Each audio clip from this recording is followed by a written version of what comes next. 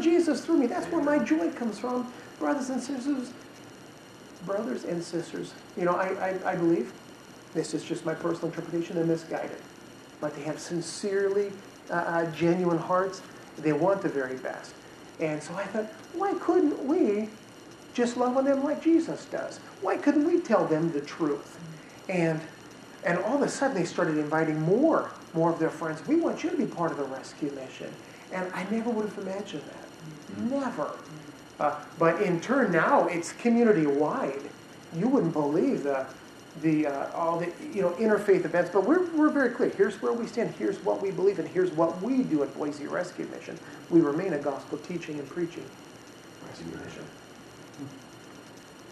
Any other questions? Here I want to shift into, and this is one of my favorite verses, of course, ask and will be given to you. Seek and you will find, knock and the door will be open to you. Matthew 7:7. I know we all know that, we all reference that, and it's so awesome that we have access to God's, so many of His prayers, or so many of His promises, excuse me.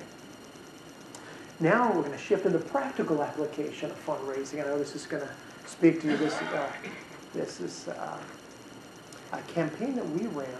Now back in December of 21, I was sitting in my office and I got a random phone call from a brother I was in a Bible study with 8 years prior. And he said, Jason, do you all need more transitional housing at Boise Rescue Mission? I said, we do.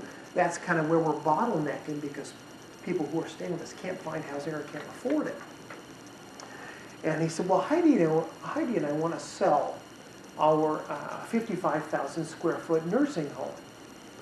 And it's on 4.7 acres, comes with a 2,300 square foot house. It has 100 rooms. And I said, oh my gosh, well, that's above my pay grade, but sure, let's run this up the floor. So actually, Reverend Roscoe and I went down. We toured the facility. It was like, oh my gosh, Lord, this is incredible. And they wanted to sell it to us for $3.2 million. That cost that they paid for it. And it was like, okay, great. But we want to have at least 3 years in the tank ahead of time. So we don't just open up and run out of money. And then there was all the renovation and remodels, another $3 million. So there was a lot of work to be done. But in a 2-year period, we had converted those 100 rooms down to 58 apartments. So about 30 were 3-room for bigger families. Oh, no, I'm sorry. Let me reverse that. 30 were for single-room apartments. About 20 were 2-room apartments, and the rest were single-room apartments. And this enabled us to now take care of whole families, foster kids who have aged out, veterans, elderly. It was like, wow, God, look what you're doing. What about the money? As you know, we are in the relationship-building business, and the relationships that we build really do change lives. So here's what we're going to cover, the practical side of things. We're going to work on building your list, create raving fans, or champions, maybe you call them champions. You're going to discover their heart. You're going to match their heart to your project, be specific, and then prepare the ask, and then the meeting, then the official ask, and then the listening part, and listening and stewarding the relationship. Starting with, and this is where Reverend Roscoe and I really started working together because I wanted to be a very big help to our CEO, help in every way that I could. So I pulled my resources, all of my best contacts, and he pulled in his contacts. We sat around tables just like this and had some really good conversations about, well, who should we call? Who might be a good candidate for a bigger gift at many different levels? And then from there, we invited them in to a facility tour to really see the project, to hear our hearts, and understand what we were doing and what the vision was for a long-term plan. We set up some casual meetings additionally, and that's where we started. Next, we wanted to create some raving fans, or some real champions, some ambassadors for us. People in this case, your raving fans, they know your name but do not know your work. That's a distant. But here, now they're interested. And we want our donors to be close as they feel the mission in their bones. They've volunteered, they've heard stories, we have those relationships. They invite you into their homes or to their churches or speak to their businesses, and you really have that heart-to-heart connection. They know what you stand for. They know where your heart is and who your heart is with. And these are some of the ideas that we used to move our donors closer to us. Again, we had facility tours. We were invited into people's backyards. We just called them fireside chats, living room launches, where they would invite their friends. We got to talk about this project. We've had some barbecues, again, to discuss the broader scope of what we were doing and what the future held for us. We've spoken at company meetings. We actually spoke at some civic organizations, like Rotary, Kiwanis, Lions Club. I'm not sure what you have in your neighborhoods, but just any to get the word out and really add more people to our circle of friends. We did some great TV interviews and radio, sent out public service announcements. Hey, they're biting. They were ready. We want to know more. They would invite us in to talk about how we were going to better serve our community in need. We had many, many volunteer days with families, churches, businesses, but ultimately the goal was to turn donors into advocates so they could tell our story. Hey, my friends at the Rescue Commission, did you know they're providing care to 62% of the homeless population in the entire state of Idaho? Did you know? And people were calling us, hey, my friend told me about what you're doing. We would like to be part. Do you have any questions? 3, make it about them. These were some of the key tips that I want to share with you, things that we did that really shifted the conversation from here's what we're doing to what got you interested in helping the homeless. And instead of asking or telling them, we served 10,000 meals last year, or last month actually, what would it mean to you? Shutting down. Oh, bummer. Is it plugged in? It was supposed to be.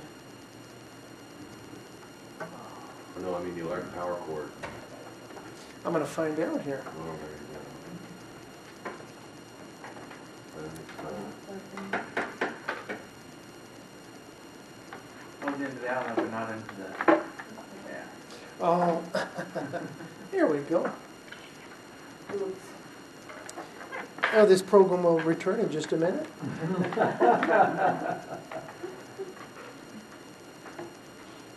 There we go.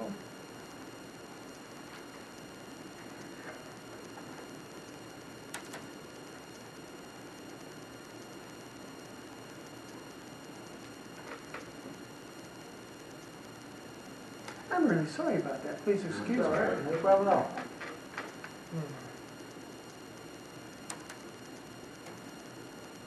You'll probably just have to hold it or reset it and it'll start right up. There we go.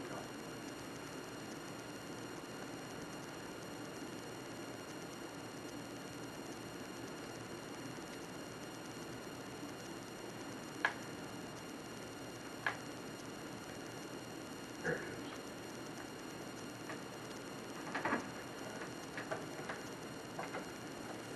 We've all been there, brother. You do much at all, it happens. Well, we got a late start, and I apologize for that. I just want to be considerate of your time and schedules today so we could get through this. I have the password, fortunately. That gentleman, Mike, from Sunday Breakfast, has been so wonderful and accommodating. If you've met him, you know. Just a great brother. So it's not even your computer.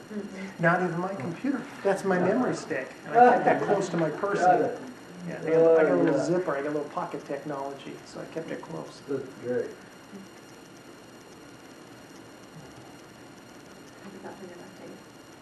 Oh. Could be worse. Could be worse. There you go. Now you can probably put his password in.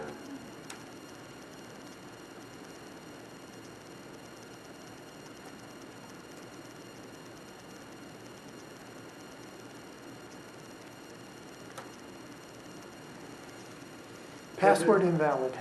No, I'm I'm just kidding. I have my laptop. I appreciate you. Flip them out. You're awesome. So did Marie, who you said, Marie Osmond was there? She was a speaker. She was a speaker, so she didn't sing. I don't remember her singing. I remember her giving a very compelling testimony that we're all the same. And it's okay. And she had her New King James Bible, and she really was authentic and meant well, and shared a lot about growing up, but didn't sing.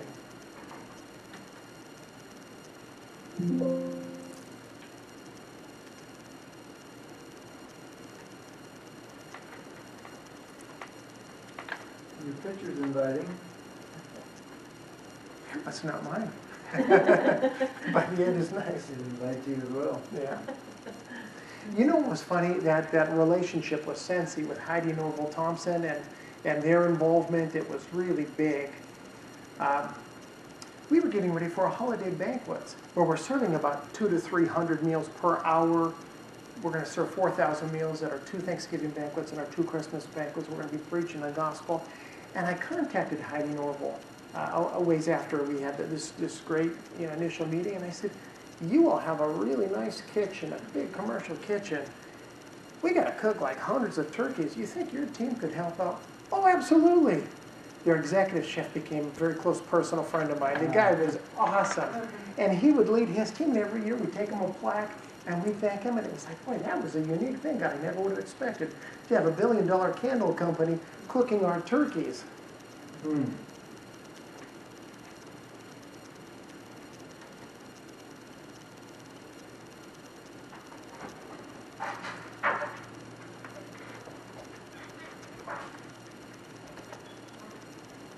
Lord, get us back on the line, would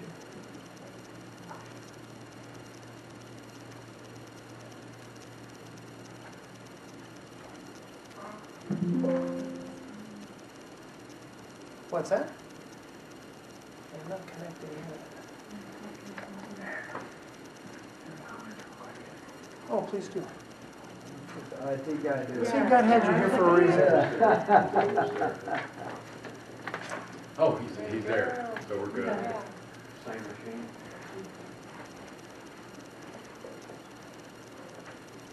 You've got good stuff here. We want to see this.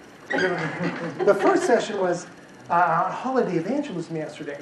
How did we have 1,100 decisions for Jesus Christ in our chapel services for the holiday? So that was yesterday.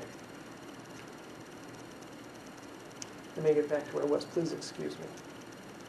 Okay, how we raised $9 million. Okay, and we'll go back. I think you're one more. Yeah. Okay. Thank you. Okay, so the conversations, we are flipping the script. Instead of telling them everything we're doing, kind of slit their guts, here's everything. Instead, we're involving them, inviting them into the conversation to imagine what it would be like if they were changing, if they were going to help 200 lives change. And then instead of saying, our organization has been around since 52 or 58 or whenever your organization has been in existence, we said, what part of your work matters most to your family? And then if you could solve one thing in our city, what would it be? And that's how we got to know their heart when we had these incredible conversations. So we just had to shift a little bit. Where can you see yourself as part of this ministry? Big change, big shift. And then I've added here, they see themselves in the story.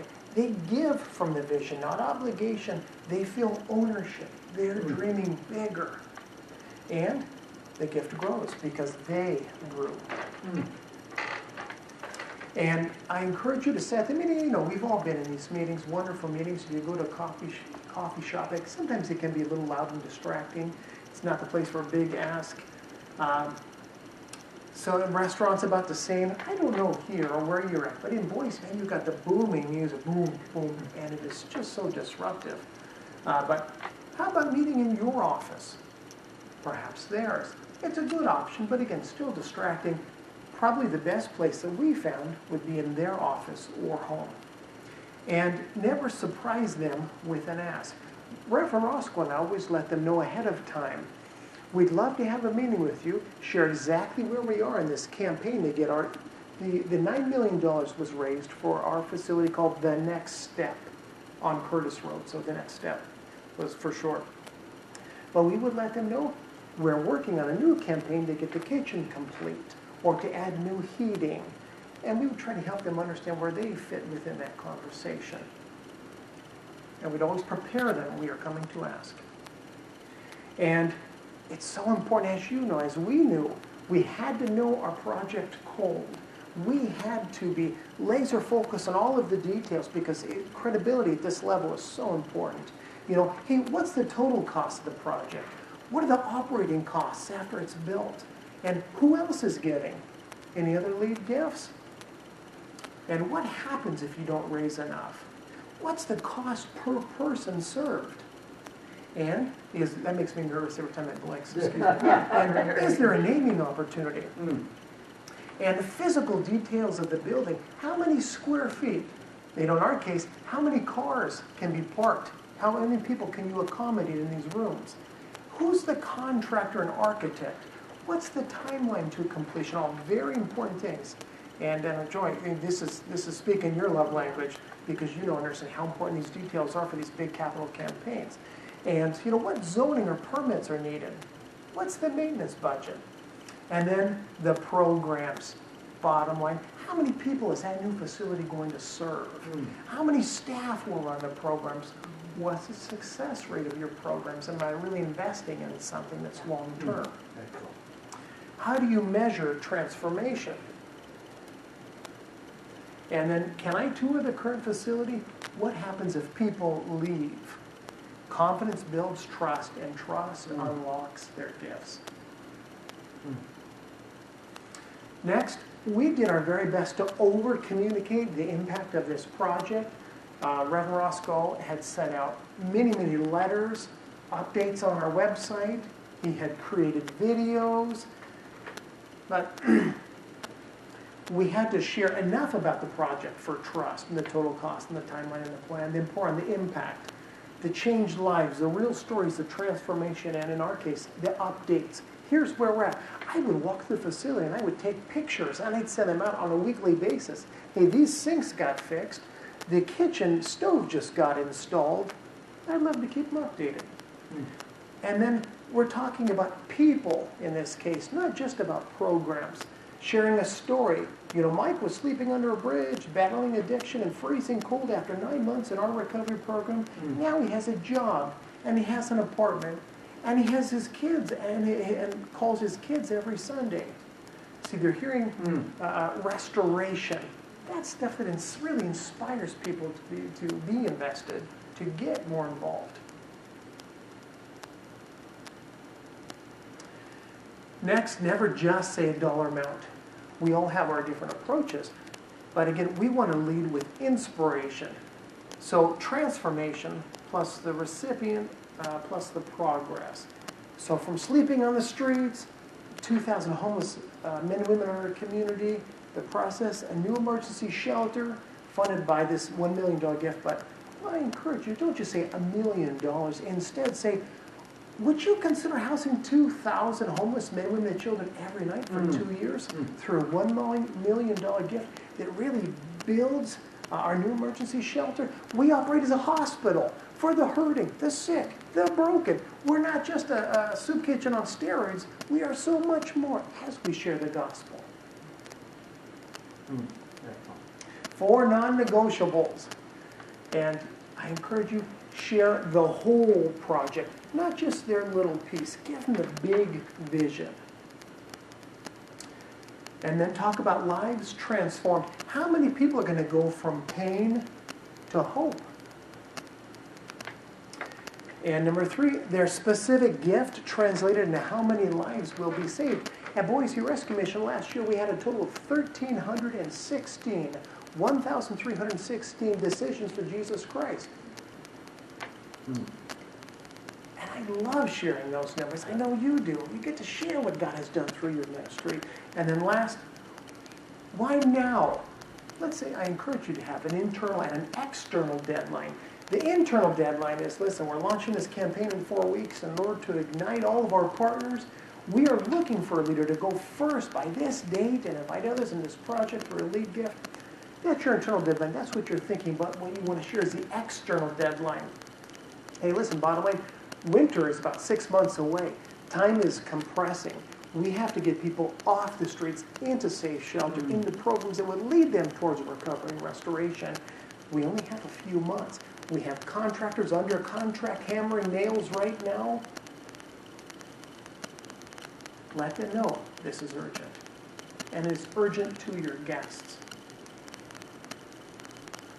And the 5 rights checklist. Make sure you're asking the right person. Is it include which is it the spouse? Is it the president of the company? But they says who are you meeting with? Include the spouse. They heavily influence the gift decision. Make sure it's the right staff. Is it your president who's really good at the ask, or is it you? Who has the best relationship with that donor? Make sure it's the right project that matches their interests. Maybe they're interested in veterans, or maybe they're interested in women and kids. Match the project with the right person. Make sure it's for the right amount. Our rule of thumb at the Rescue Mission, and I've learned this, was simply adding a 0 to whatever they're giving. If they're giving $10,000 a month or a year, they could add a 0 onto that. They could give up to a $100,000 gift. And make sure it's the right time. What else is going on in their life? That's why we meet with them. That's why we spend time to listen and learn. Are their kids going through college? Did they have a sickness in the family? Did something happen? Did they experience a flood? Make sure it's the right time. And then zip your lips. You've asked, and then we listen. We honor the donor while they process, and this is the hardest part of the entire process. Every second of silence feels like an eternity. Like just waiting can be the difference between, $100,000 gift and a $1 million gift.